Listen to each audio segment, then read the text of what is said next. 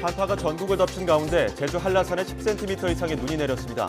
영하권 추위는 오늘 절정에 달했다가 내일 누그러지면서 사흘 뒤인 수능일의 한파는 없을 것으로 보입니다. 국민의힘은 민주당이 이동관 방송통신위원장과 검사 탄핵안을 철회하고 재추진하려는 것이 위법이라며 헌법재판소에 권한쟁의 심판을 청구했습니다. 민주당은 전례도 있고 국회 사무처와도 법적 문제가 없는 것으로 모든 검토를 마쳤다고 반박했습니다. 독과점 논란으로 정부의 압박을 받아왔던 카카오 모빌리티가 오늘 택시기사들과 긴급 간담회를 갖습니다. 김범수 센터장은 모든 사업을 원점에서 재검토하겠다는 입장을 밝혔습니다. 식품과 외식비, 교통비에 이어 육아용품 물가도 올해 들어 크게 오른 것으로 나타났습니다. 유아복은 물론 기저귀와 분유 가격 상승률 모두 소비자 물가 평균 상승률을 웃돌았습니다. 이스라엘이 가자 최대 규모 병원을 공습하면서 하마스가 인질 협상을 전면 중단했다고 밝혔습니다. 병원도 전기가 끊겨 폐쇄됐다고 주장했지만 이스라엘은 정상 운영되고 있다고 부인했습니다. 뉴스엔 이슈 이어갑니다. 며칠째 추위가 기승을 부리면서 제주 한라산에는 올가을 첫 한방눈이 내렸습니다. 사흘째 이어진 초겨울 추위는 내일 낮부터 풀려 올해 수능 추위는 없다는 예보입니다. 취재기자 연결해서 자세한 제주도 눈 상황과 수능 날씨 전망 알아보겠습니다. 김민경 기자. 네, 김민경입니다. 제주 눈 소식부터 짚어보겠습니다. 제주 산간에 밤사이 눈이 많이 왔죠? 네, 그렇습니다. 어제부터 제주 산간에는 눈이 날리기 시작했는데요. 밤사이 눈발이 굵어지며 올가을 첫 대설주의보가 내려지기도 했습니다. YTN 재난 시스템 이다스 화면에 잡힌 제주도 눈 상황 확인해 보겠습니다. 먼저 제주도 한라산 1100고지입니다. 도로에는 눈이 녹았지만 공사장 주변과 인도에는 여전히 하얀 눈이 쌓여 있습니다. 현수막이 펄럭일 정도로 바람도 다소 강하게 불고 있습니다. 다음은 한라산 초입인 제주 영실입니다. 건물 지붕이 새하얗게 눈으로 덮여 있습니다. 이 주차장 바닥에도 곳곳에 눈이 쌓여 있는데요. 눈이 녹아 얼면서 길이 미끄러워질 가능성이 커 보여 주의가 필요합니다. 오늘 오전 9시를 기준으로 제주 한라산에 내려졌던 대설주의보는 해제됐지만 제주 삼각봉에는 10.7cm, 어리목에는 5.6cm의 눈이 기록됐습니다. 네, 이제 수능이 얼마 남지 않았는데 올해 수능 추위 걱정은 하지 않아도 된다고요? 네, 그렇습니다. 사흘째 기승을 부리던 초겨울 추위는 내일 낮부터 기온이 점차 오르면서 풀리겠습니다. 따라서 예비 소집일인 수요일과 수능 시험일인 목요일에는 예년 이맘때의 기온을 보이겠습니다. 수능일인 16일 목요일에 서울 아침 기온은 영상 6도입니다. 예년보다 1에서 3도가량 높겠고 낮 기온도 영상 10도까지 오르겠습니다. 하지만 수능일 저기압이 통과하면서 오전에는 흐린 날씨를 보이다 오후부터 전국에 비가 시작되겠습니다. 비의 양은 5에서 30mm로 많지 않지만 서쪽 일부 지역에서는 돌풍과 천둥 번개를 동반할 걸로 보입니다. 특히 수능 시험이 끝나는 오후 늦게부터는 비와 함께 바람도 강해지며 날씨가 무척 쌀쌀해지겠습니다. 따라서 수험생들은 우산과 함께 가벼운 바람막이 등을 준비하는 게 좋겠습니다. 지금까지 문화생활과학부에서 YTN 김민경입니다. 국민의힘은 더불어민주당이 이동관 방송통신위원장 등의 탄핵안을 본회의 동의 없이 철회한 건 위법이라고 주장하며 헌법재판소에 권한쟁의 심판을 청구했습니다. 전주의 원내대변인과 정경희 원내부대표는 오늘 헌재를 찾아 탄핵안이 철회되는 과정에서 여당 의원들의 본회의 심의 표결권이 침해됐다는 이유를 들어 권한쟁의 심판을 청구했습니다. 철회 처분의 효력 정지는 물론 오는 12월 9일까지인 정기국회 안에 같은 탄핵안 발의를 막아달라는 취지의 가처분 신청서도 냈습니다. 윤재욱 원내대표는 오늘 최고위원회의에서 민주당이 국회 사무처와 짬짬이가 돼 의회 폭거를 저질렀다며 다시 탄핵을 추진하는 것 역시 위법이라고 주장했습니다. 더불어민주당 홍익표 원내대표는 국민의힘이 헌법재판소에 권한쟁의 심판을 청구한 걸 두고 탄핵안 재추진에는 전혀 문제가 없다고 반박했습니다.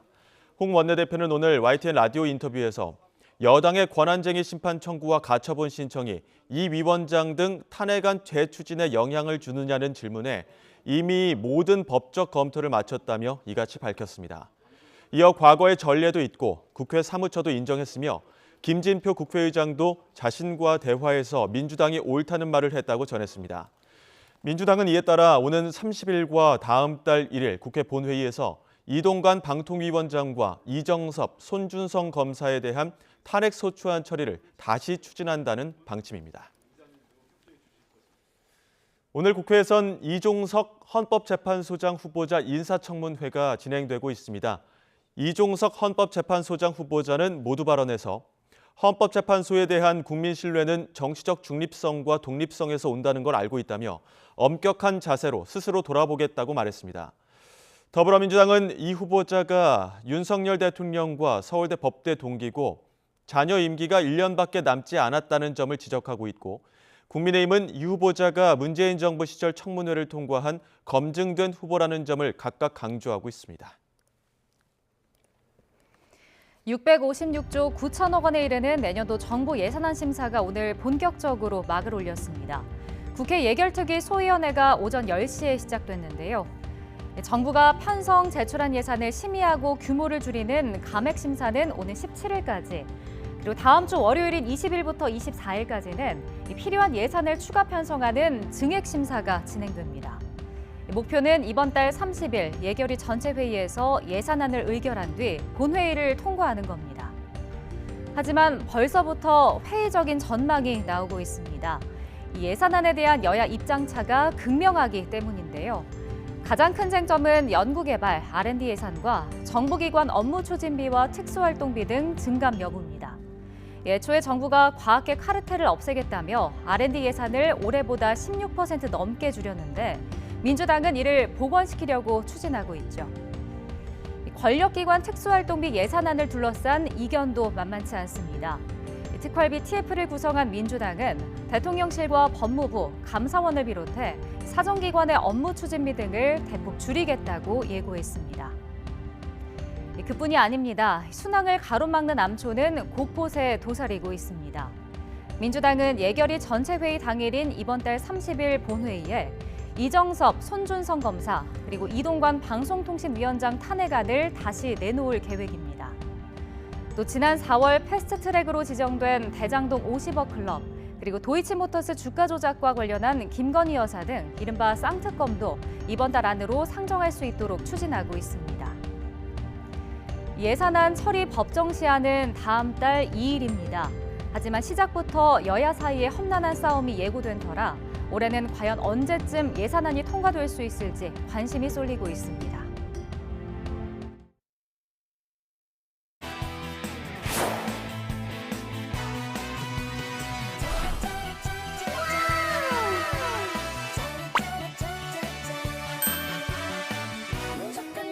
아파트 행사 가니까 요만한 애기가 자꾸 내가 필요할 땐 나를 불러줘. 언제든지 달려갈게. 낮에도 좋아, 밤에도 좋아. 언제든지 달려갈게. 사랑하는 여사께 생일 축하합니다.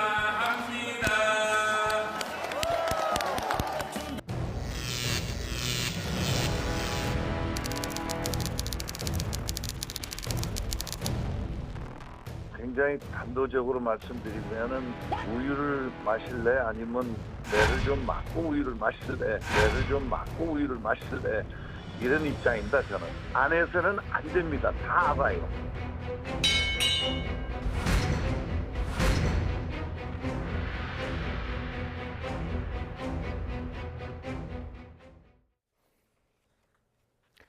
네, 총선 앞두고 세를 구하시한 장제원 의원과 인유한 위원장의 묘한 신경전 영상으로 보고 오셨는데요. 지난 주말을 거치면서 소위 이준석 신당도 보다 구체화하는 모양새입니다. 이 전 대표가 이른바 천하용인이라고 불리는 측근 4인방과 총선 액션 플랜을 공유했고요. 또 지난 금요일에는 김종인 전 비대위원장 주재로 금태섭 새로운 선택 창당준비위 대표와 만나 창당에 대한 비전을 나눴죠. 이후 이 세 인사가 오늘 오전 금요일 회동에 대해 운을 뗐습니다. 먼저 김종인 전 위원장은 두 사람의 지향점은 조금 다를지 몰라도 결국엔 함께할 수밖에 없을 거라고 평가했는데요. 들어보시죠. 두 사람이 지향하는 목표가 똑같고 두 사람이 놀아서 오면은 서로 세력이 소위 분할될 것 같으면 목표 달성에 지장이 있기 때문에 두 사람이 합할 수밖에 없지 않느냐 하는 얘기예요. 조금 취향점이 조금은 다를지 모르지만 대의를 위해서 그런 그 사소한 문제 같은 것은 그냥 극복할 수 있다고 생각을 해요. 네, 그럼 당사자들은 어땠을까요? 아무래도 공통점보다는 차이점을 좀 더 많이 발견한 듯합니다. 다만 금태섭 새로운 선택 창당준비위 대표는 이 전 대표가 금기 없이 대화를 나눌 수 있는 사람인 것 같다며 앞으로 계속 더 만나서 얘기를 나눠보겠다고 여지를 남겼는데요. 들어보시죠.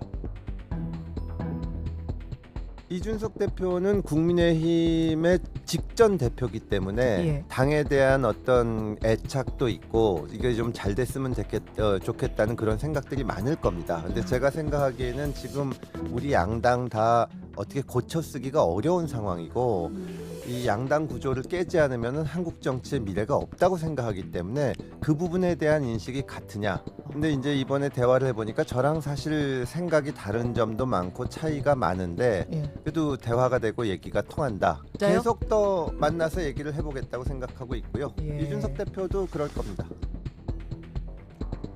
이준석 전 대표도 그럴 겁니다. 과연 그럴까요? 이준석 전 대표는 금태섭 전 의원과 말이 통하느냐는 질문에 즉답을 피했습니다. 또 양당 정치를 깨는 제대로 된 제3당을 만들자는 금 전 의원의 비전에 대해서도 굉장히 거창하고 상투적이라며 선을 긋기도 했는데요. 직접 들어보시죠. 뭐 금태섭 의원 하면은 뭐 아주 똑똑한 분으로 알려져 있고, 근데 이제 이 방향성에 있어가지고 저는 이번에 제가 만약 신당을 하게 된다면은 말이 통하는 사람들과 하고 싶다는 생각했었어요. 금태섭 대표도 말이 통하던가요? 금태섭 의원은 우선 논리적이긴 하죠. 그리고 충분히 그런 합리적인 대화를 할 수 있는 분이라는 건 저는 인지하고 있습니다. 하지만 생각해봐야 될 거는 사람들이 지금 국민의힘에서 이상한 행동을 하는 사람들이 대부분 멍청해서가 아니라 마음을 잘못 먹으면 그렇게 되는 거거든요. 마음을 잘못 먹으면? 네, 저는 뭐 지금 국민의힘에서 이상한 소리 와서 하다고 있는 사람 중에 보면 뭐 행시 출신도 있고 뭐 사시 출신도 있고 다 공부는 둘째 가라면 서러울 만한 분들인데 가가지고 이상한 소리 해야 되는 사람 많거든요. 그래서 저는 그거는 면밀히 판단해봐야 된다고 생각합니다. 제3지대 신당 창당을 공식화한 금태섭 전 의원, 그리고 자신의 정치권 데뷔 12주년인 12월 27일을 D-Day로 잡고 창당을 저울질하고 있는 이준석 전 대표. 그런데 이 모든 움직임을 아주 절망적으로 지켜보고 있는 한 인물이 있죠. 바로 인요한 국민의힘 혁신위원장인데요. 오늘도 제발 참아달라며 호소했습니다. 이준석 신당은 만들어질 거라고는 보십니까? 옳고 그른 걸 떠나서. 아직도 100% 미지수라고 믿고 싶고요. 예. 아직도 여러 통로를 통해서 손을 내밀고 있고 아직도 본인을 위한 거 아니고 우리를 위한 거 아니다. 좀 참아달라. 예. 조금 제고해달라. 예. 이런 지금도 요청하고 있습니다. 이 방송에서도 요청합니다.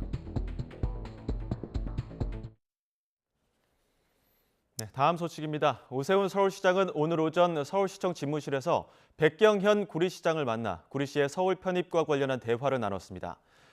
오세훈 시장은 서울시와 구리시가 합동으로 연구반을 꾸려 정밀하고 객관적인 분석을 실시하고 두 도시 시민에게 투명하게 공개하는 등 시민의 동의를 전제로 한 논의가 선행돼야 한다고 말했습니다. 특히 김포, 구리시 등과 시작된 논의는 총선과 관계없이 선거 후에도 계속 진행될 것이라고 강조했습니다. 백경현 구리시장은 예전부터 중첩 규제로 도시개발이 억제되면서 자족도시 역할 수행에 많은 어려움이 따랐다면서 서울로 편입된다면 구리시 발전에 도움이 되는 부분이 있을 것이라고 말했는데요. 직접 들어보시죠.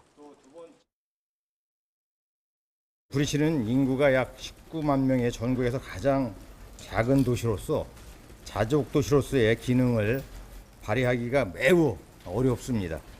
한강별 도시개발 사업 등 각종 개발을 통해서 구리시를 살기 좋은 도시로 만들기 위해서 구리시의 서울시 편입에 대한 구리시 입장을 오세훈 시장님께 충분히 설명을 드렸습니다.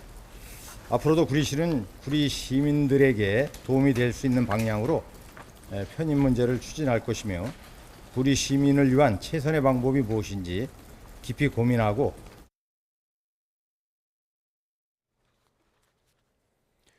유정복 인천시장이 김포시의 서울 편입 계획을 실현 가능성 없는 정치 포퓰리즘이라고 강하게 비판하자 김포 주민단체가 항의성 원정 집회에 나섰습니다.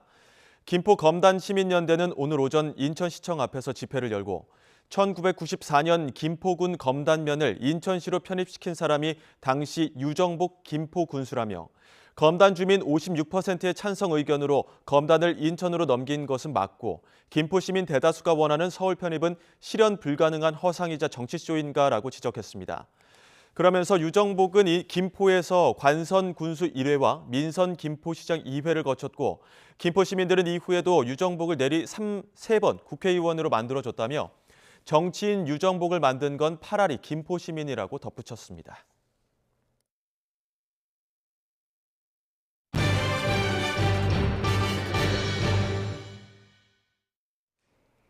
중고차 거래 과정에서 자동차 등록증 사진을 보내줬더니 쥐도 새도 모르게 명의가 변경되고 차를 담보로 누군가 대출까지 받아갔다는 제보가 들어왔습니다. 개인과 개인이 아닌 자동차 매매업자가 명의 이전을 신청하면 필요한 서류가 더 간소하다는 점을 노린 사기 수법이라 주의가 필요합니다. 안동준 기자가 보도합니다.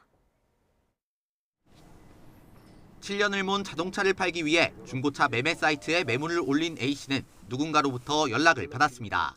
대출을 끼고 구매하겠다며 인적사항이 적힌 자동차 등록증을 요구했습니다. 별다른 의심 없이 보낸 서류 사진, 문제의 씨앗이 됐습니다.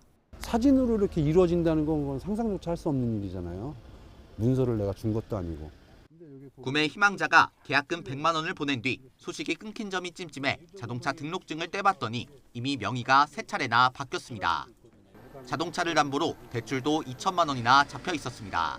중고로 판매하려고 했던 자동차는 아직 A씨가 그대로 가지고 있지만 이 차는 이제 A씨 명의가 아닙니다. 대출 변제 기간이 끝나면 언제든 압류될 수 있는 겁니다. 명의를 이전해준 차량 등록사업소에 확인해보니 명의 이전을 신청한 건 일면식도 전혀 없는 자동차 매매업자였습니다. 자동차 등록증 사진을 건네받은 남성이 자동차 매매업자와 공모해 서류를 허위로 꾸며 명의를 이전한 것으로 추정됩니다. 통상 개인 사이에 중고차를 거래할 때 각종 서류는 물론 인감증명서도 필요한데 자동차 매매업자의 경우 인감증명서가 필요하지 않은 점을 노린 것으로 보입니다. 금액을 사기당했다는 그거보다도 이 차를 뺏겼다는 그거보다도 그 사람한테 기만하고 내가 놀아놨다는 거에 그게 더 화가 나는 것 같아요. 명의를 되찾으려면 이전을 신청한 자의 승낙서나 법적으로 소유권을 인정받을 수 있는 판결문이 필요합니다. 하지만 작정하고 사기를 치는 이들에게 승낙서를 받기는 불가능에 가까운 만큼 피해 차주는 경찰에 신고하거나 민사소송으로 결과를 기다려야 하는 수밖에 없습니다.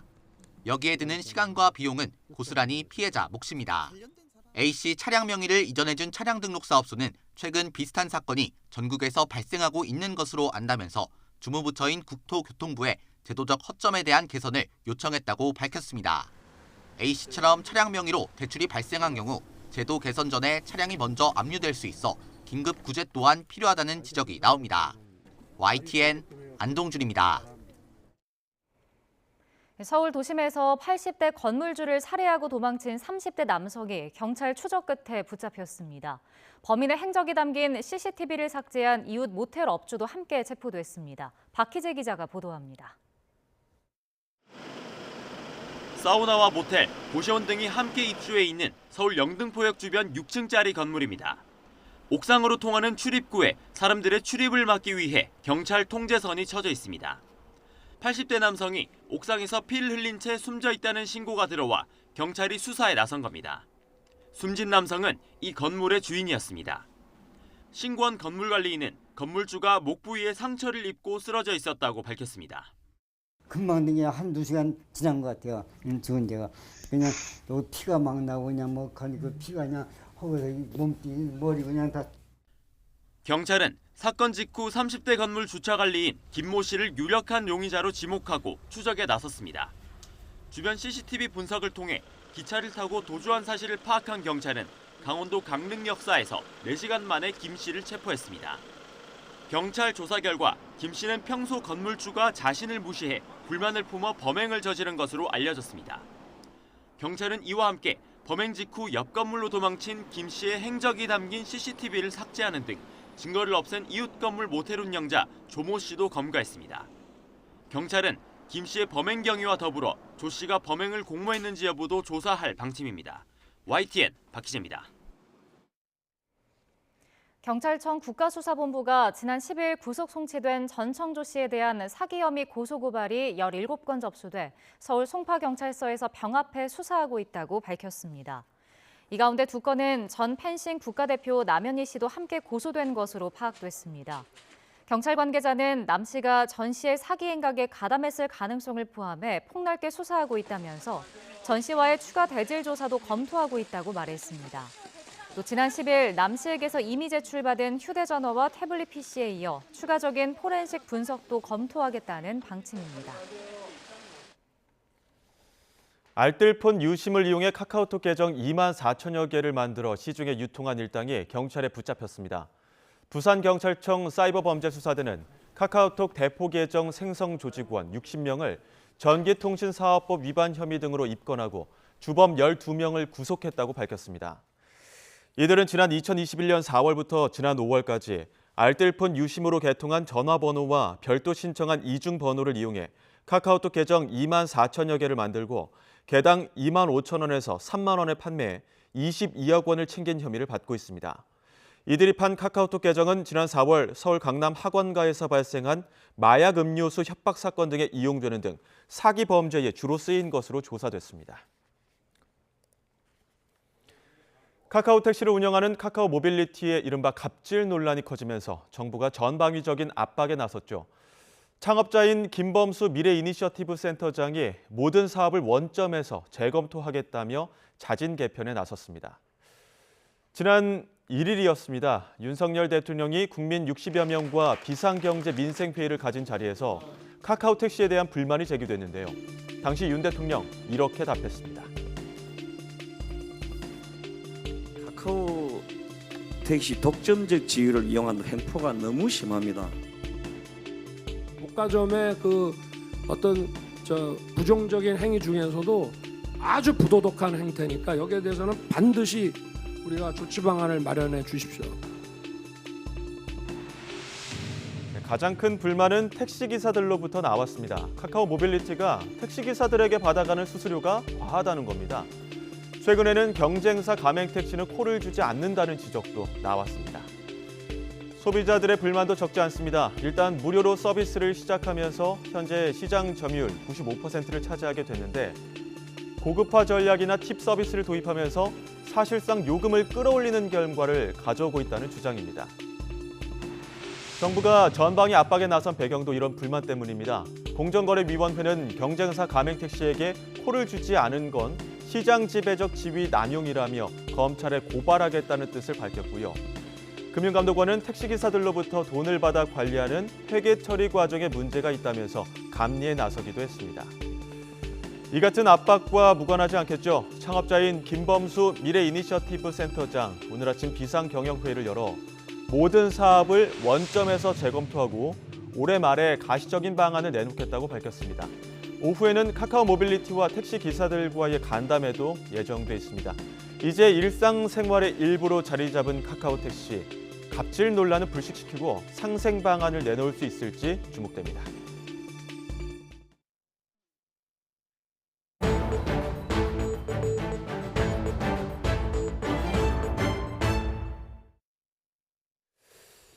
요즘 물가가 계속 오르고 대중교통과 택시비 부담까지 가중되면서 서민들의 삶은 더 힘들어지고 있습니다. 정부는 물가 관리를 위해 빵과 우유 등 물가 체감이 높은 28개 품목의 가격을 매일 상시 점검하기로 했습니다. 취재기자 연결해 자세히 알아보겠습니다. 김선희 기자. 네, 경제부입니다. 정부가 물가 관리를 위해서 28개 품목을 관리한다고 했는데 어떤 것들입니까? 네, 정부는 빵과 우유처럼 물가 체감도가 높은 28개 품목 가격을 매일 상시 점검하겠다는 방침입니다. 배추와 사과, 달걀, 쌀 등 농축산물 14개 품목, 햄버거, 피자, 치킨 등 외식 메뉴 5개 품목, 우유, 빵, 라면, 아이스크림 등 가공식품 9개 품목이 여기에 포함됩니다. 특히 빵과 우유, 스낵, 과자, 커피, 라면, 아이스크림, 설탕, 식용유, 밀가루 등 9개 가공식품에는 물가 관리 전담자가 새로 지정됐습니다. 물가관리 전담자는 생산업체와 소비자단체 등 현장과 소통하며 정부 정책 협조를 요청하는 역할을 합니다. 네, 특히 빵이나 우유, 그렇게 9개 가공식품이 물가 가중치가 높고 또 소비자 체감도도 큰 품목이어서 더 신경을 쓰고 있다고요. 네, 앞서 말씀드린 대로 물가관리 전담자가 현장과 소통하게 되는데요.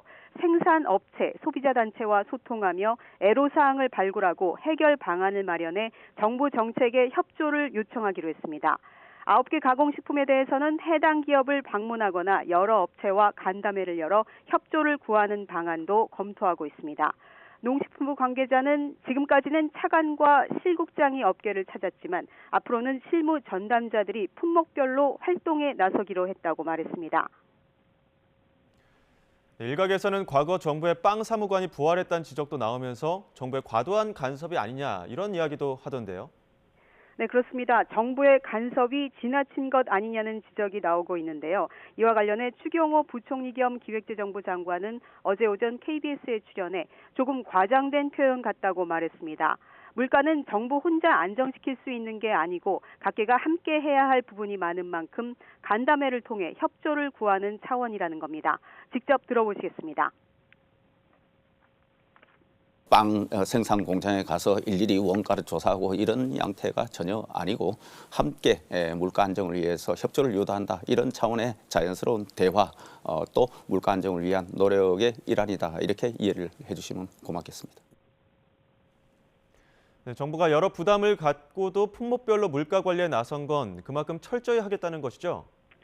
네, 정부가 이처럼 품목별로 밀착 관리에 나선 것은 빵과 우유 등 자주 소비하는 가공식품 체감 물가가 여전히 높기 때문입니다. 통계청은 지난달 우유 소비자 물가 지수가 122.03으로 지난해 같은 달보다 14.3% 올랐다고 집계했습니다. 빵 물가도 지난해 같은 달보다 5.5% 올랐지만 2년 전보다는 21.6%나 상승했습니다. 라면도 1년 전 대비 1.5% 하락했지만 2년 전보다 10% 높고 스낵 과자는 1년 전보다 0.9% 내렸지만 2년 전보다 12.7% 높은 상황입니다. 더욱이 중동 사태 불안에 따른 국제유가 상승 위험성이 계속되고 있고 원달러 환율도 높은 수준을 유지하고 있어 원재료 수입 비중이 큰 식품 기업들의 제품 가격 인상 가능성을 배제할 수 없는 상황입니다. 또 산업용 전기요금이 인상되고 물류비와 인건비 부담이 커진 것도 부담 요인입니다. 그동안 정부가 물가 안정 동참을 요청하면서 식품 기업들은 눈치 보기를 하며 가격 인상을 자제해 왔습니다. 네, 요즘 물가 워낙 비싸져서 장보기 겁난다는 분들도 많은데 실제로 현장에서도 그런 분위기가 감지된다고요? 네, 소비자들의 쇼핑 형태의 변화를 보면 알 수 있는데요. 실제로 쇼핑하러 나온 사람들은 늘었지만 쇼핑백에 담긴 건 지난해보다 준 것으로 나타났습니다. 산업통상자원부의 주요 유통업체 매출 동향 자료에서 확인할 수 있는데요. 올해 들어 지난 9월까지 대형마트와 백화점, 편의점, 기업형 슈퍼마켓 등 오프라인에서 구매하는 건수는 지난해보다 증가했습니다. 반면 소비자들이 한 번 구매할 때마다 장바구니에 담는 금액을 뜻하는 구매 단가는 1월에 5.6% 감소한 것을 시작으로 대체로 마이너스였습니다. 소비자들이 얼마나 허리띠를 졸라매고 있는지 보여주고 있는 대목인데요. 무엇보다 교통비가 오르면서 쇼핑하고 장보러 나가는 길부터 돈이 더 드는 상황입니다. 지난달 운송 서비스 물가가 1년 전보다 9.1% 올라 16년 6개월 만에 가장 큰 폭으로 상승한 것으로 나타났습니다. 정부는 일단 향후 물가 흐름에 대해서는 최근 농산물 가격이 대체로 내림세라며 이번 달 물가 상승률은 3.6% 안팎의 흐름을 보일 것이라고 예상했습니다. 지금까지 경제부에서 전해드렸습니다. 장바구니 물가뿐 아니라 육아 물가도 많이 올랐습니다. 대다수 육아용품 물가 상승세가 전체 소비자 물가 평균을 크게 웃돈 것으로 나타났는데요. 올해 들어 10월까지 영유아 가구가 주로 소비하는 11개 상품과 서비스 중 분유나 기저귀, 유아동복 등 절반이 넘는 6개 품목 물가 상승률이 전체 물가 상승률인 3.7%를 웃돌았습니다. 유아동복이 12.1% 오르면서 상승폭이 가장 컸고 기저귀 값이 9.6%를 기록해 25년 만에 최대폭으로 올랐습니다. 분유는 6.3% 올라 11년 만에 가장 큰 폭으로 상승했습니다. 네, 최근 빵이나 우유, 라면값 올랐다라는 뉴스 많이 보셨을 겁니다. 이 고물가 속에 실생활에서 느끼는 장바구니 물가도 많이 올라서 부담이 큰 상황인데요. 그래서 일부 기업들은 눈에 보이는 가격을 올리는 대신 슈링크플레이션 전략을 택하고 있습니다. 슈링크플레이션은 줄어든다는 뜻의 슈링크와 물가 상승, 인플레이션의 합성어입니다. 가격은 유지하지만 크기나 양을 줄이거나 품질을 낮추는 걸 말합니다. 이런 사례는 주변에서 쉽게 찾아볼 수 있습니다. 동원 참치 통조림 용량을 보면 한 캔당 100g에서 90g으로 줄었고요. 아이들이 자주 먹는 젤리도 한 봉지당 10g이 줄어들었습니다. 이 밖에도 만두는 한 봉지에 37g 정도가, 또 캔맥주는 개당 5mm가 줄었습니다. 그렇다면 다른 나라는 어떨까요? 미국에서는 게토레이가 900ml가 넘었었지만 지금은 양이 줄면서 800ml가 채 되지 않고요. 또 영국의 유명 맥주 중에선 알코올 도수를 낮춘 제품도 있습니다. 또 프랑스에서도 유아용 분유 용량을 같은 가격에 70g 줄여서 판매하고 있습니다. 이에 대해 프랑스 재정경제부 장관은 은근슬쩍 용량을 낮춰 파는 기업의 관행을 사기라고 지목하면서 제동을 걸었는데요. 앞으로는 제품 용량을 변경하려면 소비자에게 의무적으로 고지하도록 하기로 했습니다. 이미 브라질이나 러시아 등 일부 국가에서는 용량을 바꾸면 6개월 이상 의무적으로 알리고 리터당 가격을 반드시 표시하도록 하는 법안을 시행하고 있습니다. 국내에서도 이런 조치가 필요하다는 지적이 나오고 있습니다. 지금은 기업들이 용량을 줄여도 소비자에게 알릴 의무까지는 없어서 꼼꼼히 확인하지 않으면 알기 어렵기 때문입니다. 고물가 속에 가뜩이나 빡빡한 살림살인데 기업들의 꼼수까지 더해지지 않도록 소비자에게 보다 투명하게 알리는 조치가 필요해 보입니다.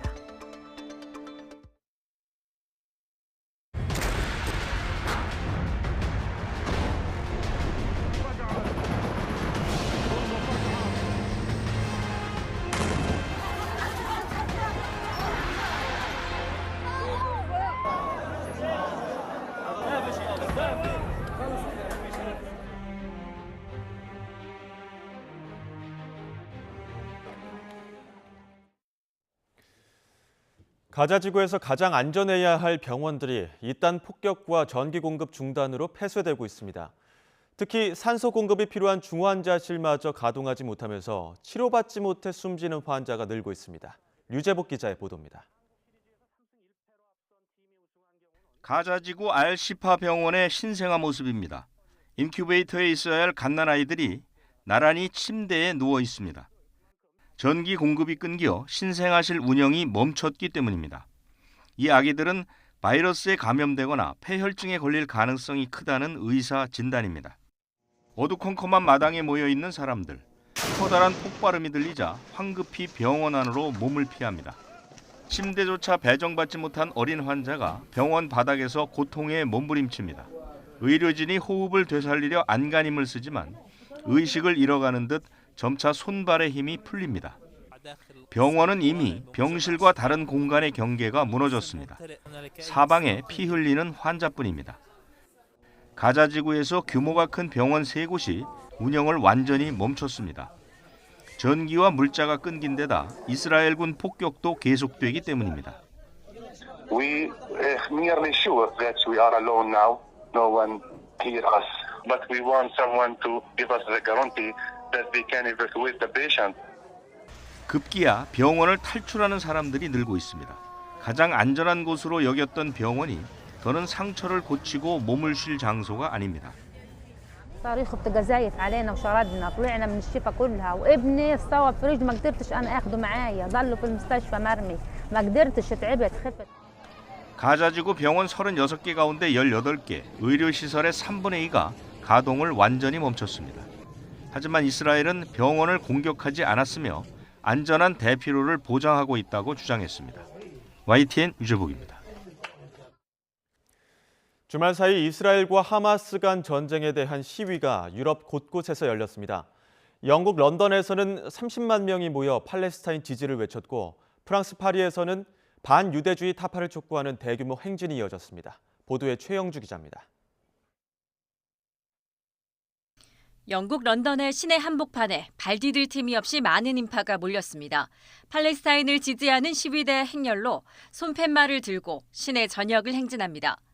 경찰 추산 30만 명의 시민이 모인 건데 전쟁 발발 이후 최대 규모입니다.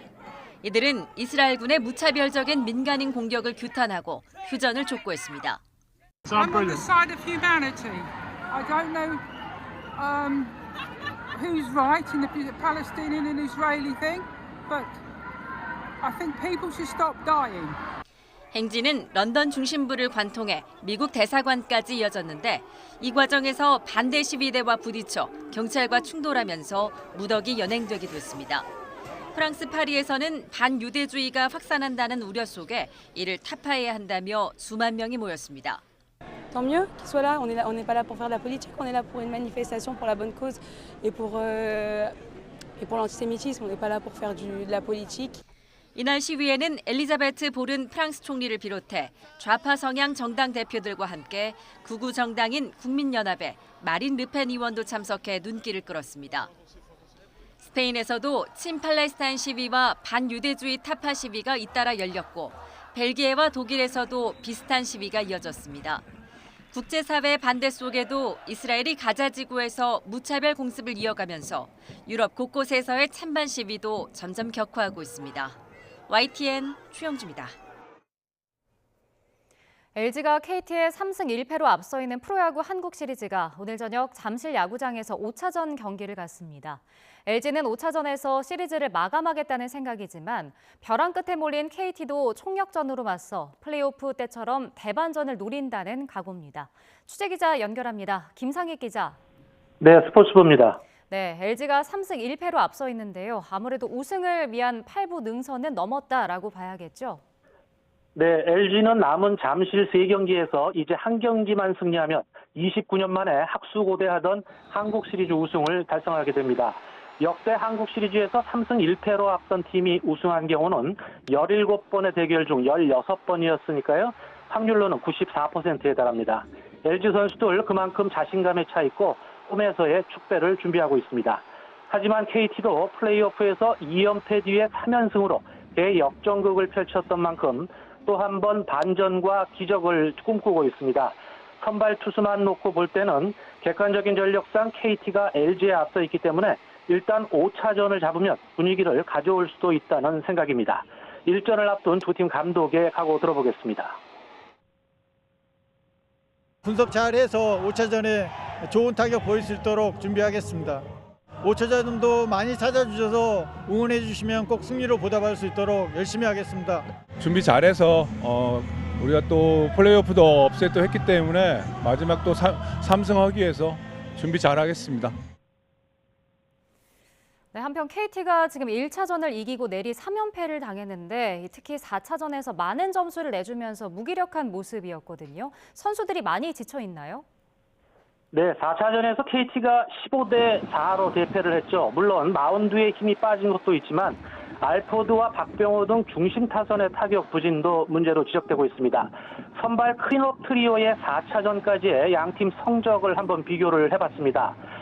LG는 타율 3할 3푼 3리에 17타점을 합작한 반면에 KT는 4경기에서 타율이 1할대에 지금 머물렀습니다. 타점도 LG 중심 타선의 절반이 채 되지 않습니다. 경기의 흐름을 바꾸는 홈런도 LG 중심 타선이 5개를 치는 동안에 KT는 단 1개밖에 없었습니다. 먼저 앞서갈 수 있었던 여러 번의 기회에서 타선이 도와주지 못하면서 전체적으로 경기의 주도권을 내줬다고 볼 수 있을 것 같습니다. 네, 오늘 선발 투수를 보면 1차전에 등판했던 LG 켈리, 또 KT 고영표 선수인데 두 선수가 리턴 매치를 벌이게 됐죠. 네, 1차전 선발 투수들이 마지막 경기가 될 수도 있는 5차전에서 다시 만났습니다. 1차전 경기는 KT가 한 점 차로 승리했지만 선발 투수들은 두 선수 모두 좋은 투구 내용을 보였는데요. 고영표 선수가 6이닝, 켈리가 6과 3분의 1이닝을 던졌는데 나란히 2실점으로 호투하고 마운드를 내려갔습니다. 정규 시즌 상대 전적만 보면 켈리가 다소 우세했습니다. 켈리는 올해 KT와 4경기에서 1승 1패, 평균 자책점 3.96을 기록했고요. 고용표는 LG전 4경기에 선발 등판해서 승리 없이 2패를 기록하면서 평균 자책점은 7.36이었습니다.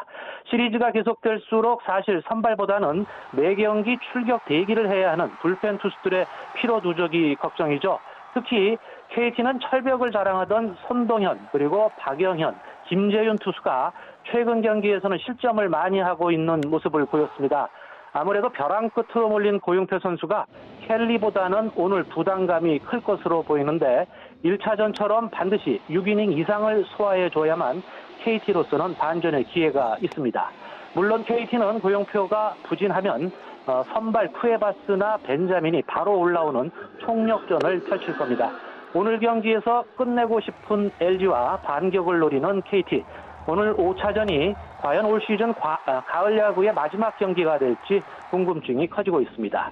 지금까지 YTN 김사익입니다.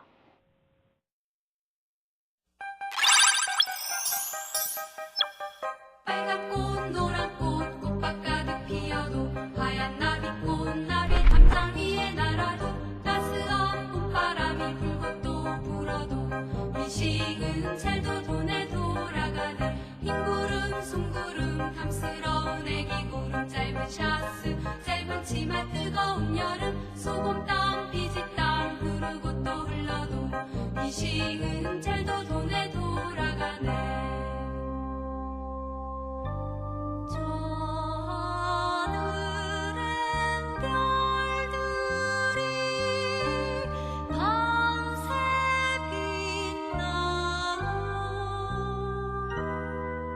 찬바람 소슬바람 산 넘어 부는 바람 간밤에 편지 한 장 적어 실어 보내고 낙엽은 떨어지고 쌓이고 또 쌓여도 미식은 잘도 보내고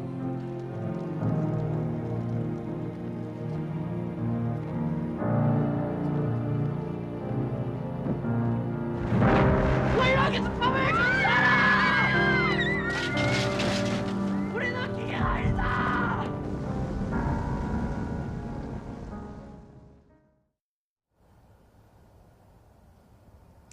한낮에도 추위의 기세는 여전합니다. 현재 서울 기온은 4.7도로 영상권을 회복했지만 여전히 쌀쌀하고요. 찬바람의 체감 온도는 이보다 2도 정도 더 낮습니다. 이번 추위는 내일 아침까지 조금 더 이어지겠습니다. 외출하실 때는 보온에 신경 써주시기 바랍니다. 오늘 내륙은 대체로 맑은 하늘이 함께하고 있습니다. 원활한 대기 확산으로 공기도 깨끗한데요. 오늘 낮 기온은 어제와 비슷하겠고 예년보다는 5도 정도 낮겠습니다. 서울 7도, 대전 10도, 대구 11도로 쌀쌀하겠습니다. 사흘간 이어진 이번 추위는 내일 낮부터 점차 누그러지겠습니다. 따라서 수능일인 목요일 수능 추위는 없겠는데요. 다만 오후부터 전국 곳곳에 5에서 30mm의 비가 조금 내릴 전망입니다. 맑은 날씨 속 동해안 지역은 대기가 점점 더 메말라가고 있습니다. 특히 강원 동해안과 영남 해안에는 건조주의보가 내려졌습니다. 산불 등 화재가 발생하지 않도록 각별히 유의하시기 바랍니다. 지금까지 YTN 원희다입니다. 이상으로 뉴스앤 이슈 마치겠습니다. 잠시 후에 더 뉴스가 방송됩니다. 시청해주신 여러분 고맙습니다.